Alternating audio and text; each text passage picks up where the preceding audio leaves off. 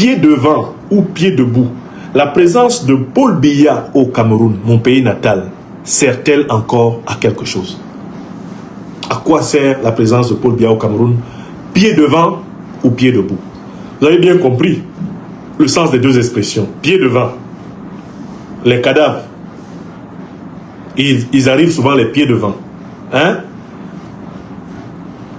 Donc si Paul Biya est mort, le fait qu'il vienne au Cameroun les pieds devant, ça change quoi dans la vie des Camerounais? Deuxième hypothèse, si Paul Biya est vivant, le fait qu'il vienne les pieds debout, c'est-à-dire marchant sur ses deux pieds au Cameroun, qu'est-ce que ça change pour le Cameroun? La première thèse, c'est celle de ceux qui, à mon avis, sont dans la naïveté, l'hypocrisie. On pense que la présence de Paul Biya au Cameroun change quelque chose au Cameroun. On pense aussi que son absence change quelque chose au Cameroun. Pourquoi? Quand Paul Biya est au Cameroun, les Camerounais qui savent pourtant qu'ils sont mal gouvernés, voire pas gouvernés du tout, se disent, on est rassuré, il y a quand même un président. Donc la présence de Paul Biya au Cameroun n'est rien d'autre en réalité que la présence d'un masque, la présence d'un simple symbole qui n'a de valeur que pour ceux qui ont besoin de croire qu'ils ont un président pour vaquer à leurs occupations tranquillement. Pourquoi? Parce que quand Paul Biya est présent au Cameroun, il n'est pas présent aux Camerounais. Il n'est pas présent auprès des Camerounais. C'est une présence évanescente. C'est une présence vague. C'est une présence sans conséquence. Paul Biya peut être au Cameroun comme ne pas être au Cameroun. Le Cameroun fonctionne pareillement. Le Cameroun fonctionne pareillement. C'est un bateau ivre où chacun interprète comme il veut les soi-disant hautes instructions de l'autocrate. Donc quand Paul Biya est au Cameroun, il est où? Il est caché aux Camerounais. Quand Paul Biya n'est pas au Cameroun, il est où? Il est caché aux Camerounais. Paul Biya, c'est l'un des rares présidents dans ce monde dont le peuple ne sait rien au quotidien. On ne sait rien de lui. Tout ce qu'on sait de lui parvient par les rumeurs ou par les mensonges de la radio-télévision nationale. C'est tout. On ne sait rien de lui. De temps en temps, on voit une apparition en train de manger un gâteau d'anniversaire. Tant pis pour celui qui croit que la scène a duré plus de 10 minutes. Ce sont des scènes qui sont uniquement montées pour faire de la caméra et paf! On ne sait rien de lui. On ne sait rien de lui. Voilà quelqu'un qui, pendant pratiquement maintenant 44 ans, est à la tête du Cameroun, mais dont les Camerounais ne connaissent pas la conversation. Comme je suis en train de converser avec vous là, les Camerounais ne connaissent pas la conversation de Paul Biya. Vous avez un président qui, en fait, au fond, n'a jamais parlé avec son peuple. Il n'a jamais parlé avec les Camerounais. Tous les autres présidents là qu'on peut connaître, la plupart en tout cas, même les présidents de la France-Afrique parlent un peu avec leur population. Omar Bongo, le dinosaure de Libreville, il parlait avec la population. Même Mobutu parlait avec la population. Il parlait avec les Aïrois. Les gens connaissent la conversation de Mobutu. On ne connaît pas la conversation de Biya. Et les rares fois que des journalistes camerounais ont tenté de faire entrer Paul Biya dans une conversation, il les a menacés de les virer. Éric Tchindjé interviewait un jour Paul Biya, l'une des rares fois que Paul Biya a accepté que des journalistes camerounais l'interviewent. Et Éric Tchindjé a osé lui poser une question qui avait pour but de créer une proximité. Et la réponse de Biya a été, il suffit d'un hop de la tête et vous n'êtes plus rédacteur en chef à la CRTV. Pour lui dire que si tu t'amuses à poser encore une question que je ne t'ai pas dit de me poser, tu vas voir. Non, les Camerounais n'ont pas eu l'occasion de poser des questions à Paul Biya. Parce que Paul Biya ne fait pas de conversation avec eux. Donc, les gens attendent qui? Il ne parle pas avec vous. Vous ne parlez pas avec lui. Quand il est là, c'est comme s'il n'était pas là. On attend qui? Quand tu attends quelqu'un, c'est parce que c'est quelqu'un avec qui tu vas parler. C'est quelqu'un qui va te parler. C'est quelqu'un qui va s'inquiéter de savoir comment tu vas. Tu peux donc l'attendre. Mais quelqu'un qui n'a pas ton temps, quand il est là, Il fait comme si tu n'es pas là. Et il te demande de faire comme si lui-même n'est pas là. Je ne comprends pas les Camerounais. La fameuse psychose. Est-ce qu'il est vivant ou il est mort? Bon, quand il est vivant, ça change quoi? Tu ne le vois pas. Il ne s'explique pour rien au monde. Il ne se soumet à aucun rituel de conversation, de dialogue. Il n'accepte aucune mesure lui permettant de se mettre au diapason du peuple, au niveau du peuple. Donc, la question, pied devant ou pied debout, la présence de Biya au Cameroun, elle sert à quoi? Mais elle ne sert à rien dans les deux cas. Que Paul Biya soit vivant ou qu'il soit mort, il ne sert à rien pour les Camerounais. Il ne sert à rien pour les Camerounais. La présence ou l'absence de Paul Biya ne sert à rien. Parce que leurs effets sont les mêmes. C'est le même effet nul en termes d'impact sur la vie des Camerounais. Alors, qu'est-ce qui est donc important? Je l'ai déjà expliqué plusieurs fois. Au lieu que les Camerounais soient en train de s'inquiéter de la présence de quelqu'un qui se fiche pas mal d'eux, y compris quand il est absent, il s'en fout aussi. Au lieu qu'ils s'inquiètent pour quelqu'un qui ne s'inquiète pas pour eux, il faut que les Camerounais s'inquiètent de ceux qui sont en train d'exercer le pouvoir sous couvert de ce masque vide. Il faut que les Camerounais s'en inquiètent. Voilà l'inquiétude. La vraie inquiétude, c'est au Cameroun, on est en train d'être dirigé sous couvert d'un Paul Biya qui, aujourd'hui, est zéro pointé, que ce soit en absence ou en présence, que ce soit pied devant ou pied debout. Paul Biya, c'est zéro pointé, mais il y a des gens qui, dans ce zéro-là, sont en train de piller le Cameroun. Et je vous donne quelques indices, des choses graves qui sont en train de se faire. Ils ont fait exploser la dette extérieure du Cameroun. Le Cameroun est en train de monter à 20 000 à 20 000 milliards de dollars de CFA, pardon, 20 000 milliards de CFA de dette. Bientôt 30 000 milliards de CFA de dette. On vous dit, attendez, le chef de l'État travaille. Mais ce n'est pas lui. Il ne peut plus travailler depuis très longtemps. Tout le monde le sait. Lui-même le sait. S'il a encore conscience. Donc, la dette extérieure du Cameroun est en train de déraper. La dette ne peut pas s'accumuler, monter à 16 000, à 20 000 milliards, bientôt à 30 000 milliards, sans qu'il y ait quelqu'un qui soit en train d'endetter le Cameroun. Ce sont les gens-là qui disent qu'il faut attendre Paul Biya, qui disent qu'ils agissent sous haute instruction de Paul Biya, qui sont déjà en train de couler le Cameroun, en s'en remplissant plein les poches comme jamais. Prenez la dette. Deuxième sujet qui prouve qu'il y a des gens qui sont en train d'agir. Vous écoutez les conversations entre les militaires du sérail de Paul Biya. Vous entendez? Vous êtes au courant des audios qui circulent. Si vous prenez la peine de les écouter, vous vous rendez compte qu'ils se préparent à faire la guerre pour s'arracher le Cameroun, se partager le Cameroun. Et dans tout ça, les Camerounais ne sont pas en question. Écoutez les audios de ces militaires, écoutez leurs révélations. Vous vous rendez compte que beaucoup de jusqu'ici, presque tous les militaires que j'ai entendus parler dans les audios posent leurs problèmes personnels. Il y en a un qui dit que lui, il est là, il parle parce qu'on doit restaurer sa dignité. Que non, lui n'a rien contre le chef de l'État, c'est sa dignité. C'est comme ça que parle quelqu'un qui veut le pouvoir pour lui. Un autre dit que non, que lui ne voit pas comment il va combattre un autre militaire pour donner le pouvoir à un civil. Donc en fait, il conçoit que le pouvoir lui est dû, lui aussi. Tous les militaires que j'ai entendu parler dans les audios évoquent la possibilité de prendre le pouvoir pour eux. Ils l'évoquent bien sûr prudemment, puisqu'ils savent que les audios peuvent être écoutés par leurs ennemis, leurs rivaux, notamment internes. Mais aucun d'entre eux ne veut s'engager dans une perspective d'épouser les aspirations du peuple camerounais. Il n'est même pas question des aspirations du peuple camerounais dans toute cette histoire. J'écoute un espion en train de parler avec un général et je vois que l'espion explique au général qu'il va falloir prendre des dispositions pour que le pouvoir n'échappe pas au clan, aux petits clans qu'ils ont constitués ensemble. J'entends un général qui dit la première dame, c'est-à-dire Chantal Biya, est en train de gâter. Elle est en train de tout gâter. De gâter quoi? Ses chances à lui de prendre le pouvoir.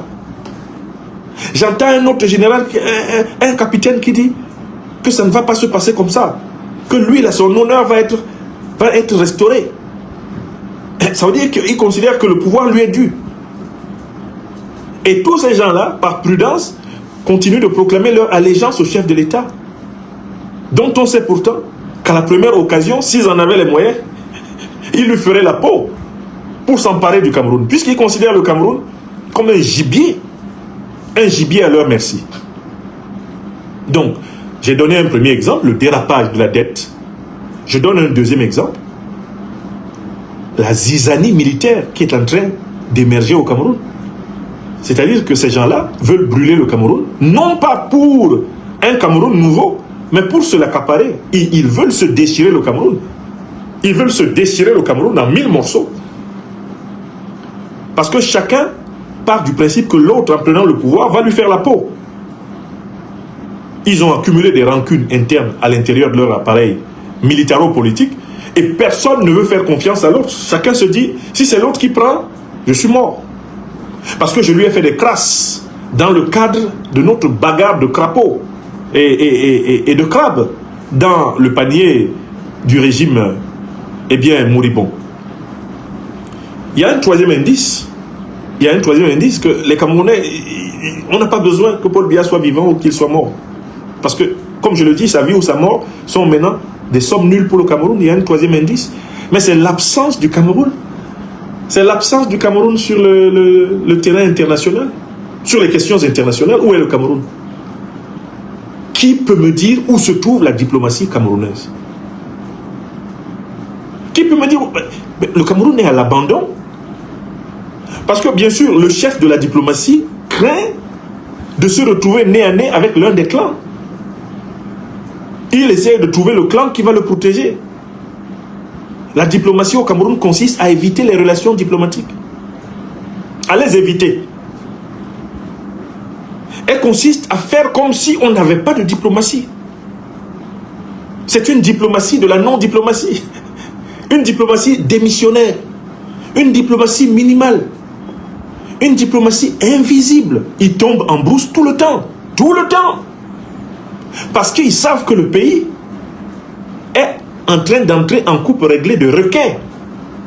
Et que le diplomate ou le chef de la diplomatie, je ne sais pas, Mbela le jeune, qui va prendre une position qui va lui aliéner l'un des clans là, il sait que quand il a fini de prendre cette position, il ne faut pas rentrer à Yaoundé. Parce que Paul Biya ne sera pas là pour le protéger. Donc, ils ont ramené la diplomatie camerounaise à rien du tout. Le Cameroun est absent du tout. Il ne vaut rien à l'Union africaine, d'ailleurs. Quand il paye ses cotisations, c'est à la dernière minute in extremis. Il ne vaut rien dans la communauté économique.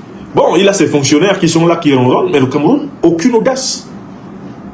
Aucune audace. Aucune audace diplomatique. Rien dans rien.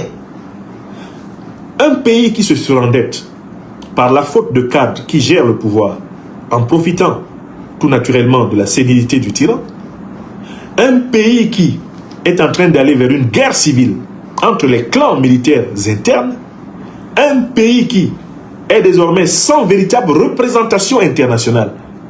C'est un pays qui est au bord de l'implosion.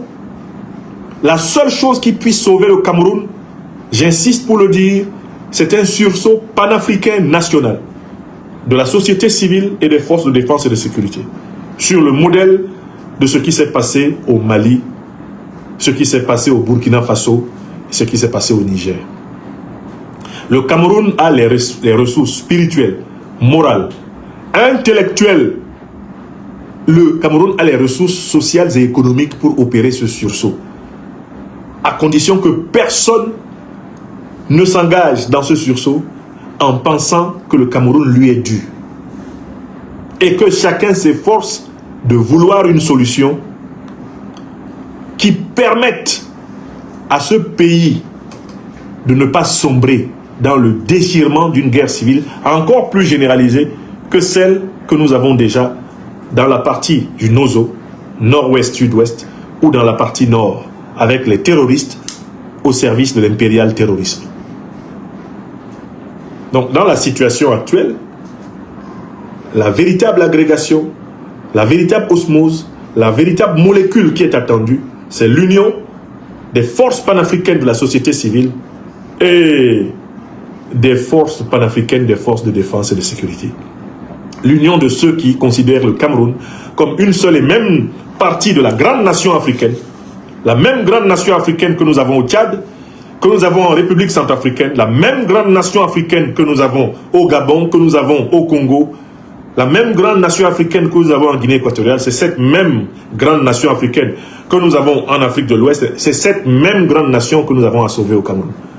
C'est dans la perspective d'une Afrique émancipée, une Afrique libérée des frontières héritées de la colonisation, libérée des démons du tribalisme, une Afrique libérée de la haute corruption, de l'imbécilité dirigeante. C'est dans cette perspective que mes camarades des Lions et Lions Indomptables, l'ILIPAC, de la libération panafricaine du Cameroun, sont engagés. Nous sommes engagés.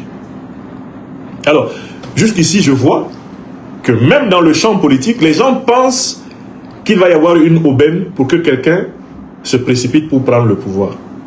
Toute personne qui va se précipiter pour prendre le pouvoir sur des bases strictement personnelles va accélérer la guerre civile camerounaise.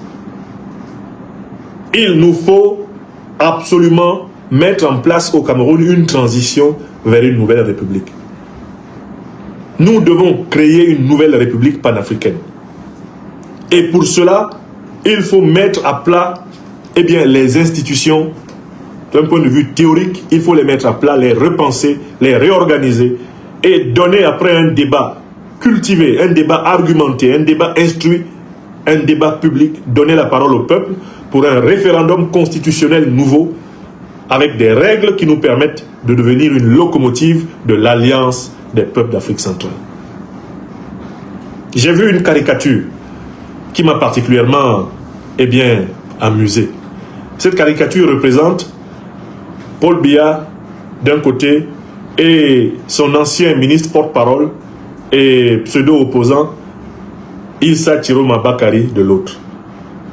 L'un est réfugié en Gambie pour des raisons politico-politiciennes, puisque c'est Paul Biya qui l'a envoyé. L'autre est réfugié en Suisse pour des raisons médicales. Et la caricature dit: le premier qui revient au Cameroun prend le pouvoir. Mais dans les deux cas, c'est faux. Paul Biya ne reprendra pas le pouvoir au Cameroun. Pourquoi? Parce qu'il y a longtemps qu'il ne l'exerce plus. Et il n'y a que des Camerounais de mauvaise foi qui ne veulent pas le constater. Il y a longtemps que Paul Biya n'exerce plus le pouvoir. C'est son clan qui s'est accaparé du pouvoir. Ce n'est plus Paul Biya. Intuitu personae.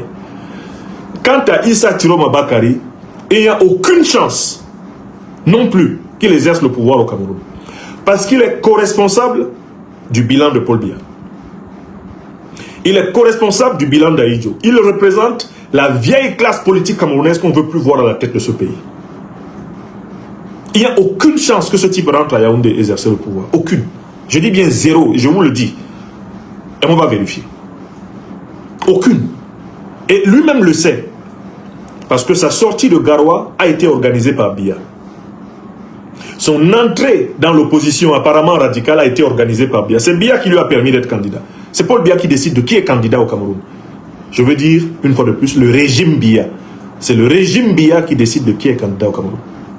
C'est le clan là qui exerce le pouvoir. Ce que nous appelons à l'ILIPAC les Biyaz. Ce sont eux là qui ont organisé la mascarade avec Chiroma.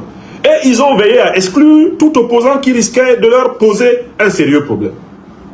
J'avais prévenu des opposants qui risquaient de poser un sérieux problème au système de tricherie. Je leur avais prévenu qui seraient exclus. Ils ont été exclus. On a laissé que les opposants qui ne pouvaient pas poser de problème. Et quand on a dit à Chiroma de partir, il est parti. Il avait pourtant juré devant tous les Camerounais que lui, vraiment, ça serait dans sa maison que la mort va le trouver. Il ne partira pas, que lui, son nom même Chiroma signifie celui qui ne part jamais. On a vu quoi? Il est parti plus vite qu'il ne parlait. Pourquoi? Parce que c'est celui qui lui a fait jouer le rôle d'opposant qui l'a fait sortir du Cameroun. Ce monsieur ne serait jamais sorti de Garoua sans la permission de l'armée camerounaise. Sans la permission des Biyaz, du clan qui tient le Cameroun, Chiroma ne serait pas sorti de Garoua. Ils auraient pu le prendre à Garoua d'ailleurs, l'amener en prison à Yaoundé. Sans difficulté. Il n'y aurait pas eu plus d'émeutes qu'il y en a eu. Donc, je dis que ni Chiroma ni Biya, Paul, ne vont exercer encore le pouvoir au Cameroun. ni Chiroma, ni Biya-Paul. Le pouvoir au Cameroun, pour qu'il y ait un changement, doit être exercé par le peuple camerounais à travers le représentant le plus attitré des aspirations panafricanistes de la sous-région d'Afrique centrale et des aspirations panafricanistes continentales. Nous, les lions et lions indomptables de la libération panafricaine du Cameroun, nous travaillons pour que le modèle ouest-africain qui est en train de libérer l'Afrique de l'Ouest à travers l'AES, que ce modèle soit réalisable en Afrique centrale. L'Alliance des États du Sahel est un modèle qui peut certes être appliqué avec quelques différences, mais c'est un modèle de l'émancipation continentale qui vaut la peine d'être testé. Et pour cela, il faut des patriotes de la société civile et des patriotes des armées. C'est la seule alternative pour le Cameroun. Tous les groupes carriéristes de militaires du pouvoir qui pensent qu'ils vont s'arracher le Cameroun vont simplement s'entretuer. Ils vont s'annuler les uns les autres jusqu'à ce que le Cameroun ait trouvé le chemin vers sa souveraineté. Tant qu'il n'y a pas une élite militaro-civile, souverainiste, panafricaniste à la tête du Cameroun, il est perdu. Voilà ce que je voulais que tout le monde comprenne. Mais ne vous laissez pas distraire par les audios de ces militaires idéologiquement incultes. Ces militaires qui n'ont aucune passion pour leur peuple. Ne les écoutez pas. Il faut qu'émergent des armées camerounaises, de notre société civile, des gens qui savent pourquoi Martin-Paul Samba, Rudolf Douala Mangabel et Dandé Mbita sont morts au début du XXe siècle. Des gens qui savent pourquoi Ruben Oumniobe au Sendé-Afana, Félix Moumié, Ernest Wandié sont morts. Des gens qui savent pourquoi les Camerounais qui se sont battus pour plus de vérité, de justice et de solidarité nationale ont consenti ces sacrifices. Ce sont des gens comme cela qui doivent exercer le pouvoir. Pas les plaisantins que j'entends et qui sont habités essentiellement par le mythe d'un Cameroun qui leur appartient. Un Cameroun qui serait à eux. On doit me donner. Donner quoi? Le Cameroun est un bien commun. Il n'appartient pas à tel capitaine. Il n'appartient pas à tel général. Il n'appartient pas à tel homme politique. C'est un bien commun. L'idée, c'est qu'il soit laissé à ce peuple-là la possibilité de prendre l'initiative de construire son bien commun. De le construire en intelligence. De telle façon que les problèmes de tous trouvent une solution acceptable, raisonnable et durable. C'est cette intelligence collective qui doit présider au changement. Ce n'est pas le mythe du petit officier qui, lui tout seul, c'est pour sa dignité qu'il se bat. Vous regardez même l'individu, vous voyez que c'est un enfant gâté. Il faut donc que tout le monde se rende compte que seule la mobilisation populaire panafricaine, la mobilisation des Camerounais arrachés aux enclos de l'ethnie, de la région, de la religion, aux enclos du parti, des Camerounais qui pensent le Cameroun comme une partie totale de cette Afrique qui doit se libérer, seule leur mobilisation va sauver l'Afrique.